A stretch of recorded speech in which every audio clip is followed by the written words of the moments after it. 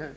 उसी समय में जो पहले सरकारें रही हैं तो उसमें जो फिगर्स हैं कि हमारे समय में बीएसपी की सरकार के समय में 1611 केसेस इस एक्ट के तहत दर्ज हुए हैं, 1611।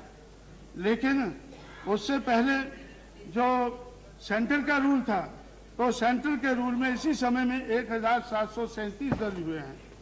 उससे पहले इन्होंने बताया हमारे साथी ने कि मुलायम सिंह जी का रूल था। उसी समय में जब मुलायम सिंह जी का रूल था तो उसमें 2767 तो जो केसेस हैं वो दर्ज हुए हैं। अगर इस किस्म के केसेस दर्ज हुए, इसी तरह से हमारे इधर साथी इधर एक नहीं है, उन्होंने मुझसे कहा कि भाई हमारे खिलाफ ये एक्ट लगा हुआ है तो मायावती को कहकर इसको रफा दफा कराएं। अटल जी को भी उन्होंने बोला, कनौजिया जी हैं मेंबर पार्लियामेंट, मैंने उनसे कहा कि भाई मायावती ने ये एक्ट लगा दिया है, किसने लगाया है?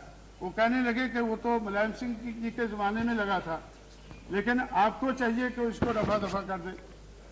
इसलिए मैं समझता हूं कि जो ये एक्ट का मिसयूज होता है तो मिसयूज रोकना तो ठीक बात हो सकती है, लेकिन एक्ट को ख़त्म करना अगर ठीक बात है तो इस सदन में ये बात उठनी चाहिए और इस सदन में ये एक्ट को रद्द करना चाहिए। लेकिन ये एक्ट सिर्फ उत्तर प्रदेश के लिए नहीं है, ये तो देश भर में जो एट्रोसिटीज होती हैं, शेड्यूल कास्ट शेड्यूल ट्राइब के ऊपर एट्रोसिटीज होती हैं, क्या उनको रोकना चाहिए या नहीं रोकना चाहिए?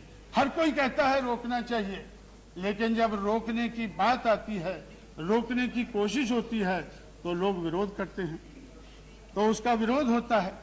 तो इसलिए मैं समझता हूं कि इस सदन में ऐसी ही बातें, ऐसा ही हमें एक्ट बनाने चाहिए, ऐसे ही कानून पास करने चाहिए जिनको हम लागू कर सकें।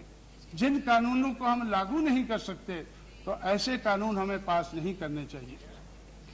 इसीलिए मैं समझता हूं कि डेमोक्रेसी के बारे में बहुत कुछ कहा जाता है कि इस देश में डेमोक्रेसी बहुत बड़ी है, बहुत बड़े अरसे से चल रही है, लेकिन मैं समझता हूं कि इस देश में कोई डेमोक्रेसी नहीं है।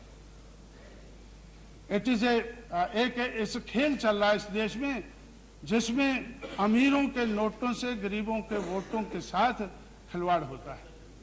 अमीरों के नोटों से गरीबों के नोटों के साथ खिलवाड़ होता है और मैं समझता हूं कि इसको अमीरों के नोटों से गरीबों के वोटों के साथ खिलवाड़ होता है, जिसको डेमोक्रेसी कहते हैं।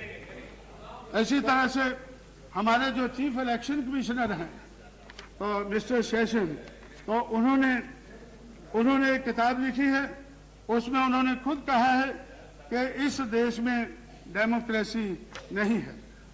उन्होंने एक मिस्टर सेशन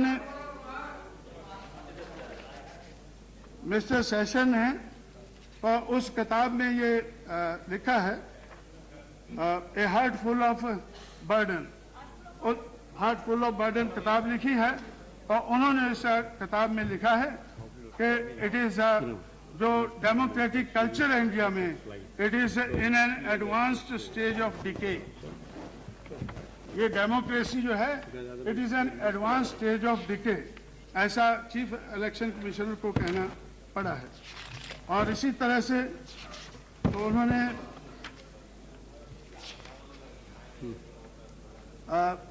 और 1951-52 में तो जब इस देश में डेमोक्रेटिक प्रोसेस चलने वाला था तो बाबा साहब अम्बेडकर ने उसी वक्त कहा था कि भाई ये जो अगर अमीर के पैसों से अगर चुनाव लड़ा जाएगा तो फिर अमीरों की ही बात इस देश में चलेगी, पैसे वालों की ही बात चलेगी।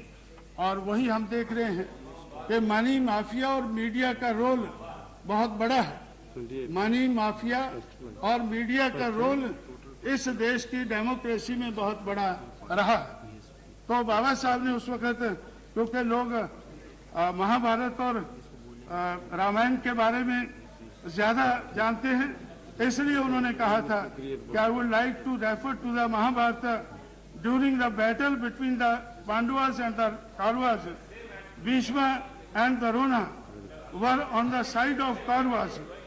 Pandavas were in the right and the Kauravas was in the wrong.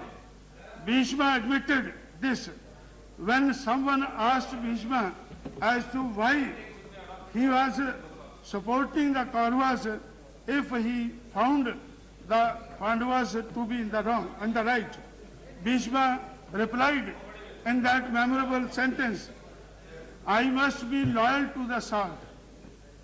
Bhishma ने कहा, I must be loyal to the salt.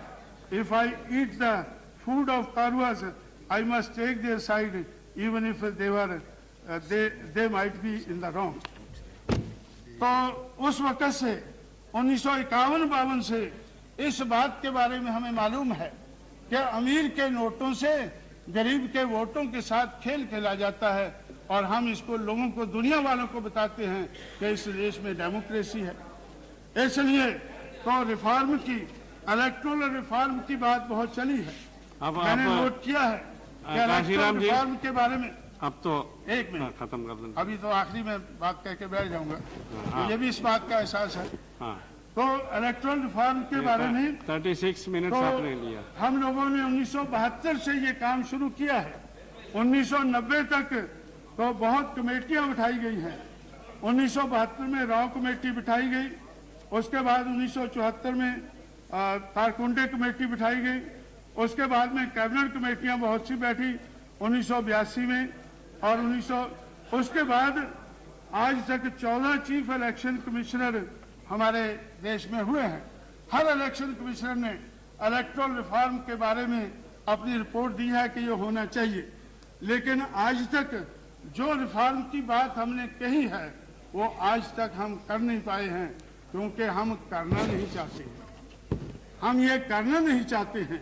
पिछले 50 साल में इलेक्टोरल रिफॉर्म की बात तो बहुत कही गई है, लेकिन हम करना नहीं चाहते हैं, इसलिए हम कर नहीं पाए हैं। तो इसलिए मैं समझता हूं कि अगर सही मायने में पॉलिटिकल डेमोक्रेसी को रिस्टोर करना है तो हमें ये रिफॉर्म करने होंगे, और political democracy without social and economic democracy ये भी इस देश में आज तक कामयाब नहीं हुई है, आने वाले समय में कामयाब नहीं होगी। इसलिए अगर हम पॉलिटिकल डेमोक्रेसी को कामयाब बनाना चाहते हैं तो हमें सामाजिक और आर्थिक दिशा में जो परिवर्तन चाहिए वो परिवर्तन करने चाहिए। और मैं समझता हूं अगर 50 साल हमने ये नहीं सोचा है तो 50 साल के बाद ये पूरा साल जब हम सोच रहे हैं, सोचने लगे हैं, तो पूरा साल हमें ये सोचना चाहिए कि क्या कमियां रह गई हैं, उन कमियों को दूर करने का हमें एजेंडा बनाना चाहिए। आने वाले समय का एजेंडा हमारा इस किस्म का होना चाहिए। ऐसी बात कहते हुए मैं आपका शुक्रगुजार हूं कि आपने मुझे ज्यादा समय दिया। धन्यवाद। हमारी ममता बनर्जी।